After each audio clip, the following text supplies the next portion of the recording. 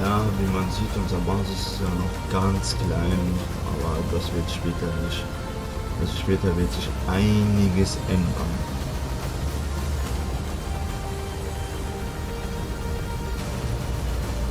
Ich finde schon richtig geil bei unserer Flagge. Die Idee. Ich finde schon richtig geil, dass man seine eigene Armee bauen kann.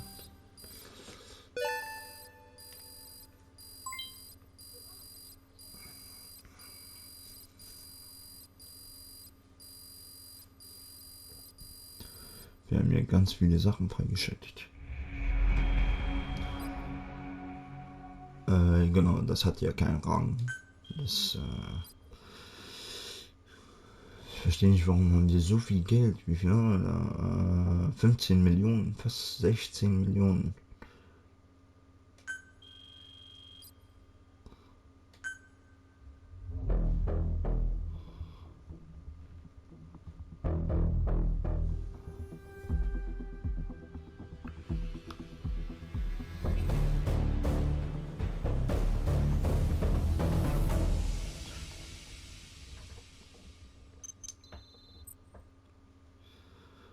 Aha.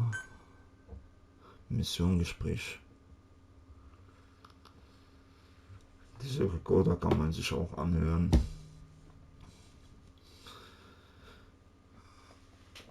Ich muss. Nach dieser Aufnahme gehe ich erstmal pinkeln. Ich will fortsetzen. Boss, I know you haven't been back long, but I've prepared a list of missions for you.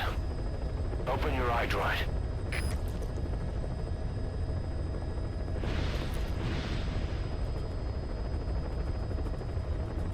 Unsere Waffe direkt neben uns.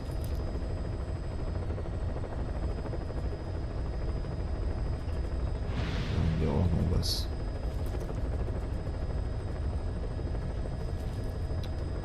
Guck, da der vierte sieht man nicht. Ist der entweder unser Online-Spieler gewesen oder was?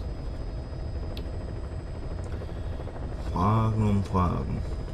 Okay, Start. Ne, Dreieck. You were hospitalized in Dekelia, a British sovereign base area on Cyprus. It's part of British overseas territory that falls outside of Cypriot jurisdiction. You got moved from Cuba's Little America right into Cyprus's Little Britain. Why Dekelia? The UK and the US remain close allies. The last place Cypher would think to look for you is inside their own system. That's what kept you safe in British military hospital for 9 years. The safest place from a whale is inside its own belly. You were a regular Geppetto. Well, it wasn't Pinocchio who led me out to safety. So who was that guy? Cypher went so far as to attack British territory, burning their own ally. That's how badly they wanted you dead.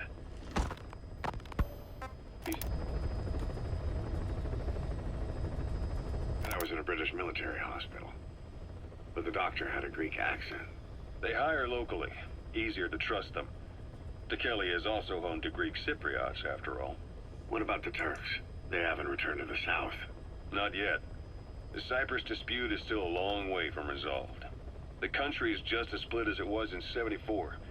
Turkish Cypriots in the north, Greek Cypriots in the south. Between them, the Green Line, the UN established. And Dekelia sits right on top of it. It does. Part of the buffer zone between the two groups. Another reason it was the perfect place to hide you. Easy to spot any outsiders snooping around. So how do things stand? Now, last year, the Turks declared that the Turkish Republic of Northern Cyprus is an independent state, though it's only Turkey that recognizes it. In the past, the Greeks and Turks lived side by side in the same villages. There are reasons to fight. Those came from the outside. Greece, Turkey, Britain, America, they all had their own stake in pitting the two sides against each other. But once you spark something like this, it's impossible to control. Both sides build up grudges like debt, without the foresight to see that each act of revenge just fans the flames. And then it's too late for other nations to rush in with peace talks. The embers keep on smoldering. Each nation's arrogance only breeds anarchy. The world is paralyzed by this hunger for revenge. Cyprus is no different.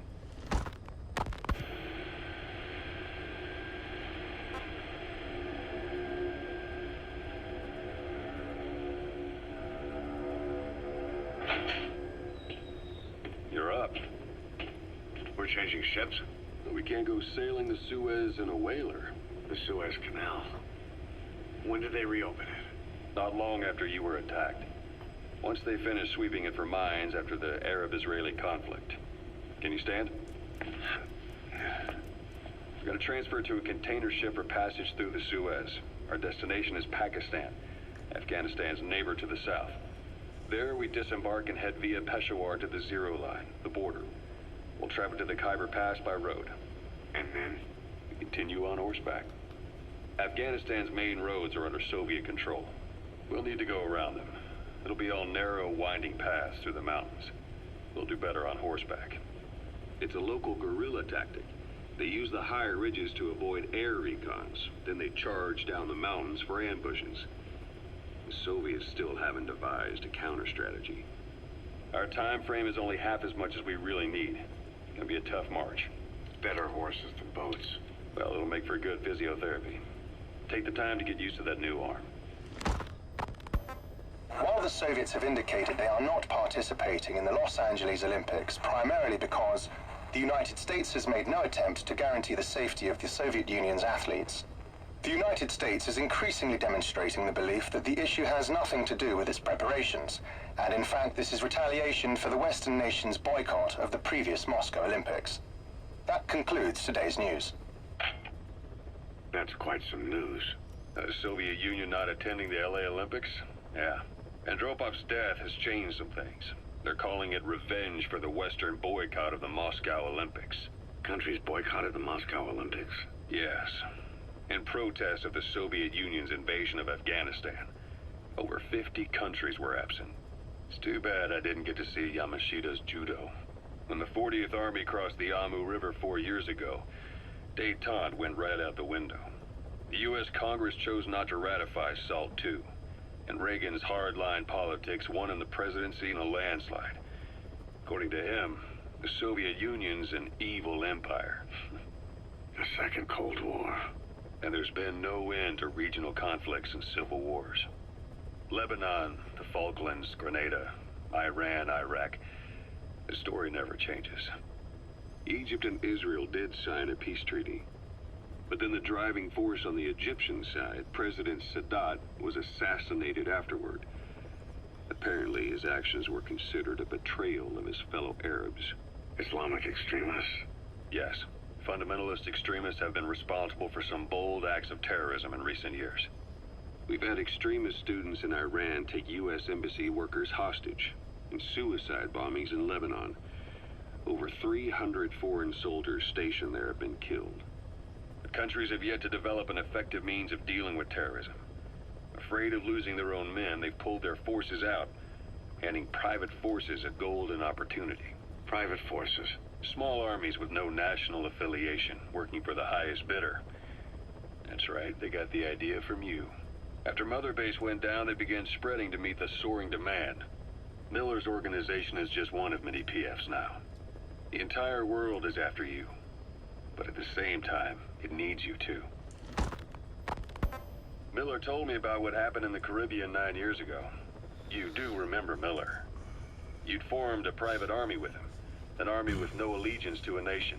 I remember, but... I see. You're not sure what's fact and what's a fantasy caused by the coma. It's still all a mess, huh? All I can do is tell you the facts as they were told to me. I've gone easy on you up until now. But this is where the hard stuff begins. 1974, the year before you entered your coma. You were in Colombia, operating with a small unit of men. Basically mercenaries. Miller was among them. Miller was trying to find a way to turn his and your talents into a line of work. He was looking to start a business where you would fight on behalf of others around the world, those who needed military force. But the reality was, at that time, you didn't have enough gear to equip your own men. Then Miller came across this client. It was a huge job he was offering, but you had a shot at pulling it off. You accepted it and headed into Costa Rica. The client even threw in an offshore facility in the Caribbean. The Mother Base, that would be your new base of operations. Miller sure did have a head for business. As your mission went on, your unit grew and grew. More weapons, more money. Before you knew it, you were commanding 300 men. As the organization got bigger, your military powers swelled to match. It got so the international community couldn't afford to ignore you. You were just too damn successful for your own good. You, your men, had worn out your welcome. Everyone was out for you. East, West, First World, Third. It was only a matter of time before someone took you down. And that was XOF. Officially, they're an anti-terror unit under the CIA. In reality, they're Cypher's private strike force. They lured you to Cuba using Chico, the Nicaraguan revolutionary kid, and Paz, a mole who worked for Cypher as bait. While you were gone, XOF, posing as a nuclear inspection team, stormed Mother Base. At the same time, C4 they placed on the strut legs went off. The whole thing went down in minutes. XOF. Kisses and hugs followed by a big FU. All because of Miller's blind spot. A back door into Mother Base no one suspected. You remember a certain scientist? Huey was responsible for bringing the inspection team on board, giving the enemy a perfect opportunity to hit you at home. You were returning from Cuba when it happened. Mother Base came damn close to taking you with it into the Caribbean. Those of your men out on assignment returned right away. They refused to believe the wreckage in the water they found was Mother Base. But they checked the coordinates again and again, until reality finally settled in. You were supposed to die that day. That was XOF's primary objective. As far as most folks know, you did. The first doctor to see you wasn't even sure what he was looking at. Before they'd even finished operating, your men moved you to that hospital in Cyprus. It was a woman named Eva who arranged that. Rings a bell, huh? Most men in your condition would have been written off right from the start.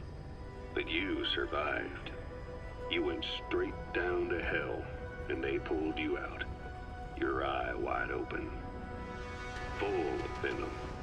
The days of naked Snake are long gone. Welcome back, Venom Snake. This world still needs you. Here, Snake, try this on. A prosthetic arm. Yeah, Miller was calling it the arm that wasn't there. The physiotherapy's going well. Your arm's bulked up enough for it to fit. There. Perfect. A little time with it, and it'll work better than the real thing. What do you think? Huh. I can still feel my real arm. Well, you better get used to this one quick. You have any pain? Every now and then. Where? My fingertips. My left fingertips. Sounds like phantom pain. Your brain still remembers your old hand. Yeah. What about your vision? Can you see okay? Yeah, at the moment. Now, the shrapnel in your skull is pressing on your optic nerve. I'm told any hard impact could have an effect on your visual cortex. Yeah. The doctor mentioned that. Your brain might process visual information incorrectly. In other words, you could have hallucinations. You might see things that aren't there, or not see things as they really are. You experience any of that? I think so. When? Right after I wake up. Colors look faded. Colors, huh?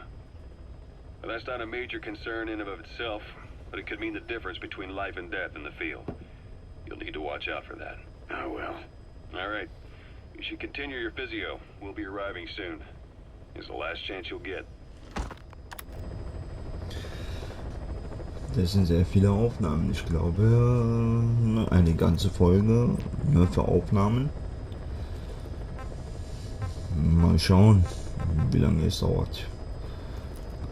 Ihr könnt auch gerne, wenn ihr wollt, alles überspringen oder ihr wollt auch die Geschichte erfahren und dann hört ihr auch zu, wie ich gerade mache.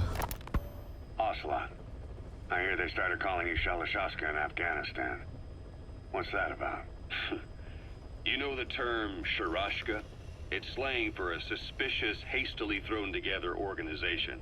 The word became associated with a type of forced labor facility in the Soviet Gulag system. OKB scientists and engineers who'd been convicted of crimes were sent to a Sharashka for forced R&D. The Sharashkas were supervised by Lavrenti Beria of the NKVD, the secret police, under the official name 4th Special Department. Forced research? That's not very different from what we do here. Diamond Dogs is different. Everyone here believes in you.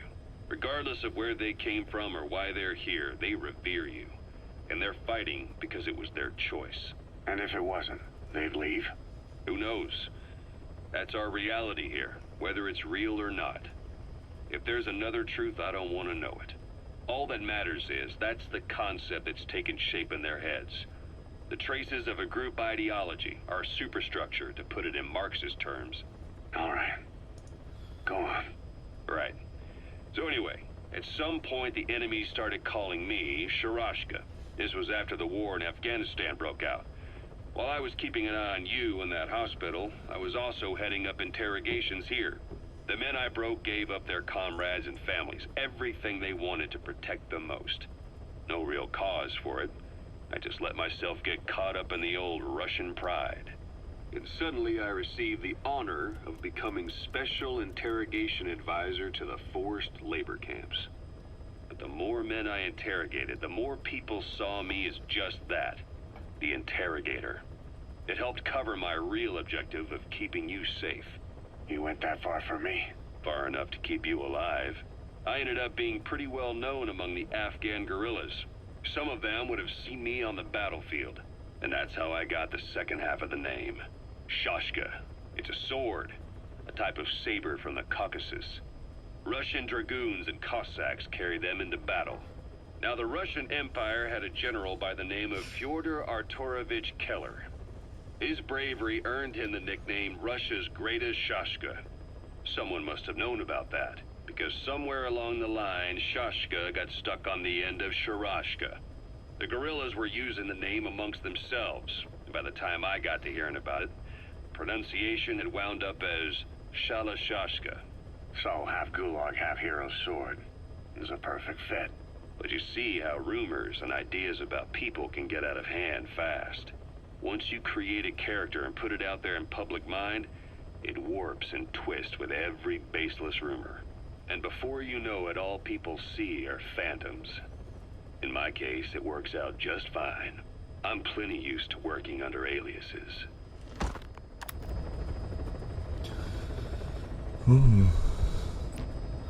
Okay, ich könnte euch auch das hier von Snake verraten, wer das ist, also beziehungsweise spoilern, wenn ihr wollt. Die Leute, die das noch nicht kennen, schreibt mir mal gerne in die Kommentare, ob ich das sagen soll oder nicht. Die das Spiel kennen und die das durchgezockt haben, und also die großen Fans von solchen Spielen, die wissen das alles Bescheid, und die wissen auch, dass der 4. Teil das letzte Teil ist, und ist ja nicht was Großes, aber wie gesagt, das 5. ist meiner Meinung nach das Anfang von der kompletten Geschichte. Jetzt ziehen wir uns das hier rein. Wo ist Zero? Da bin ich auch gespannt. So SALT II still hasn't gone into effect. That treaty was drawn up to limit not just the size of the U.S. and Soviet Union's nuclear arsenals, but also their delivery systems. The whole deal. Just when we thought all those years of negotiations had paid off, somebody decides to invade Afghanistan. The timing couldn't have been worse. The president was in the middle of the SALT II talks back then. You mean while you were busy trying to stop Peace Walker? I heard. President Ford was meeting with the General Secretary in Vladivostok. In his absence, the political brass in America detected what they didn't realize was false nuclear launch data from Peace Walker, and were on the verge of ordering a retaliatory nuclear strike. Coleman's big idea? Humans are incapable of destroying themselves. Turns out he never knew what humans are capable of. If that AI, I mean, the boss, hadn't found a way to stop the fake data transmission, they probably would have gone ahead with the launch. Deterrence was revealed as the pipe dream it was. All thanks to you. And her. The U.S.-Soviet talks looked set to fall through. What happened in Nicaragua no doubt helped trigger a change of heart. But in the end... The time's to find the politics. When you've grabbed their tail, they turn and bite your hand. I first met you 20 years ago now. The place was Selenouyarsk in the Soviet Union. We were enemies. I was with the GRU. You were still fighting for America. 1964. Operation Snake Eater. Its objective? The assassination of the legendary soldier known as the Boss. When you returned home successful, they awarded you the title Big Boss. Your CO, Zero, sought to carry on the boss's will by covertly establishing his own organization. You knew the original members from Operation Snake Eater. From America, there was David O, or as he was to you, Major Zero. Donald Anderson, aka Sigint. Dr. Clark, who went by paramedic during the operation. And the fourth, you. From China, there was Eva. And me, Ocelot, from the Soviet Union. 6 in total. To us, government notions of friend and foe were meaningless.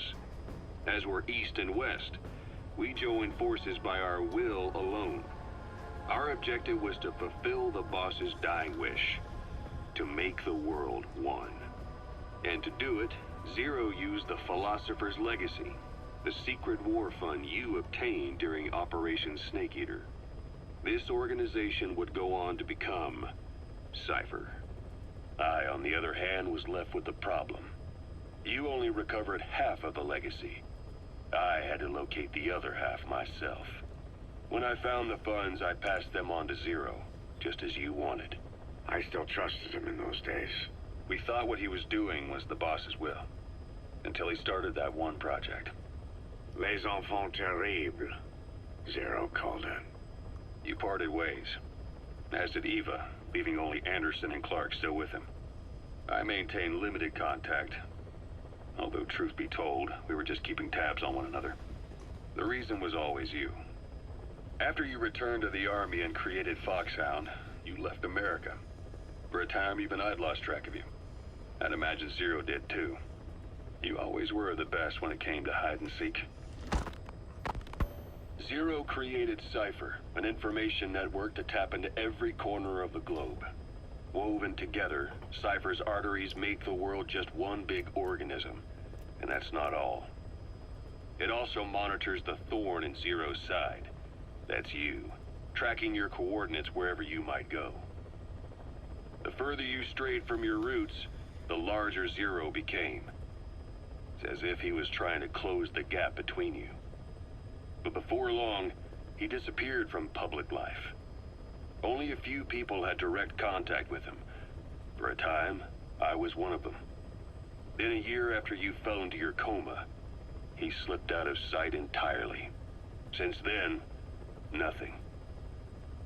No photos, no recordings, not even a reliable rumor as to his whereabouts. I tried every method I could think of, but Zero was gone.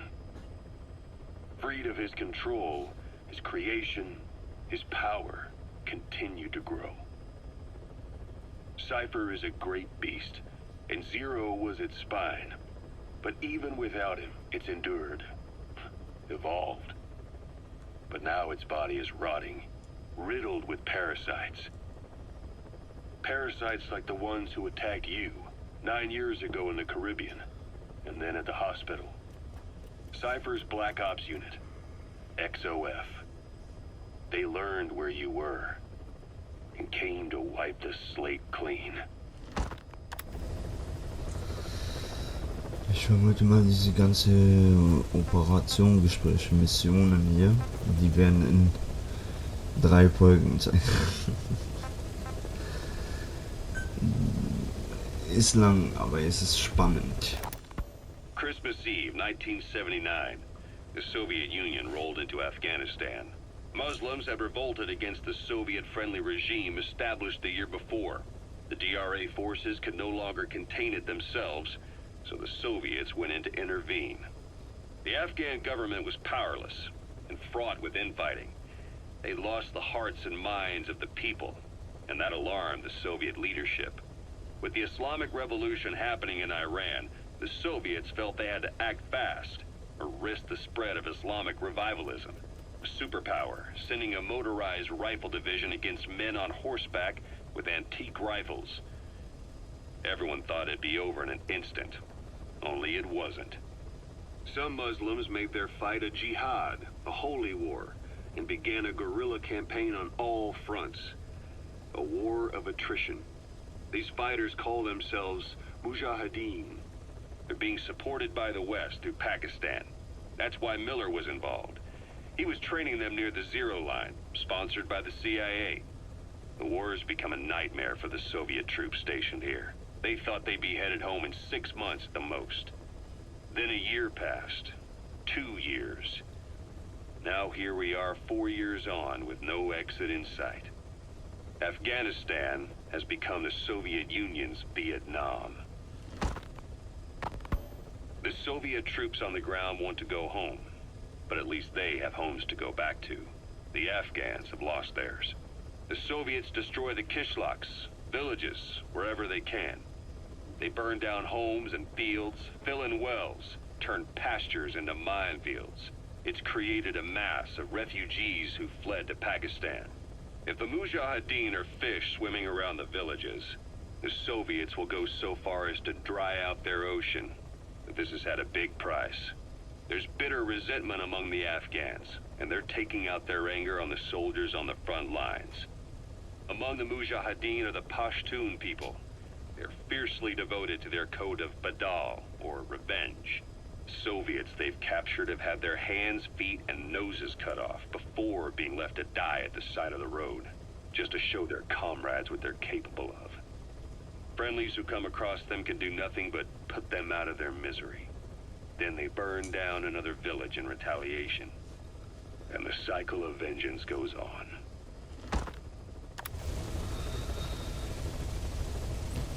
Und das letzte noch. Snake, I wanted to ask you about the man on fire. What do you remember from the hospital? Anything we can use? Well, he took off the moment the sprinklers started up. Sprinklers? The fire system? And when he got sprayed with water from the burst pipe, it slowed him down. When we escaped on horseback, he wouldn't cross the river either. And then it started to rain. And he disappeared. Water against fire. Is it that simple? I mean, it makes sense. It's just hard to believe it would work on a guy like that. So. Dann hier noch Musik. 10 Stück.